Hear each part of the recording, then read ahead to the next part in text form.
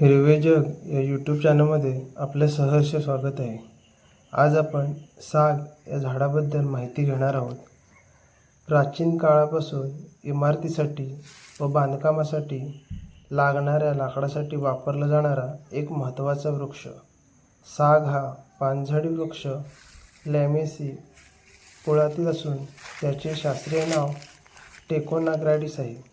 पुदिना, तुळस, मरवा इत्यादी वनस्पती लॅमिएसी कुळातील आहेत. साग हा एक वृक्ष मूळचा दक्षिण पूर्व आशियातील Bharat, Sri Lanka, Indonesia, Malaysia, Thailand, Myanmar आणि बांगलादेश या देशातील असावा. या वृक्षाची लागवड आफ्रिकेतील अनेक देशांमध्ये तसेच कॅरिबियन बेटावर केली जाते. सामान्य इंग्लिश भाषेत त्याला परमाटिक, नागपुरटिक अशी नावे आहेत. टेस्कोना प्रजातीत एकूण 3 जाती आहेत. त्यापैकी टेस्कोनाग्रॅडिस ही जात आर्थिकदृष्ट्या सर्वात महत्त्वाची असून बांगलादेश, श्रीलंका, म्यानमार, थायलंड, चीन, भारत आणि पाकिस्तान या देशात आढळते. दुसरी टे हॅम्लेटनिया ही जाती केवळ म्यानमारमध्ये आढळतात असून त्याचे तिथे अस्तित्व संकटात आहे. आणि तिसरी टे फिलिपिन्स ही जाती केवळ फिलिपिन्स येथे आढळतात असून तेथे अस्तित्व धोक्यात आहे. रेवणीय संशोधनातून हा वृक्ष मूळचा भारत व म्यानमार आणि लाओस येथील असल्याचे आढळून आले आहे.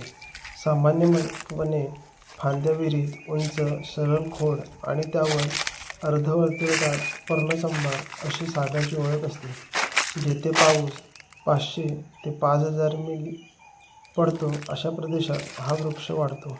भारतात सर्वत्र, विशेष करून महानगरे वगळता सागाची झाडे दिसून येतात. भौगोलिक स्थान व परिस्थिती यानुसार सागाचे आकार आणि आकारमान यात विविधता आढळते.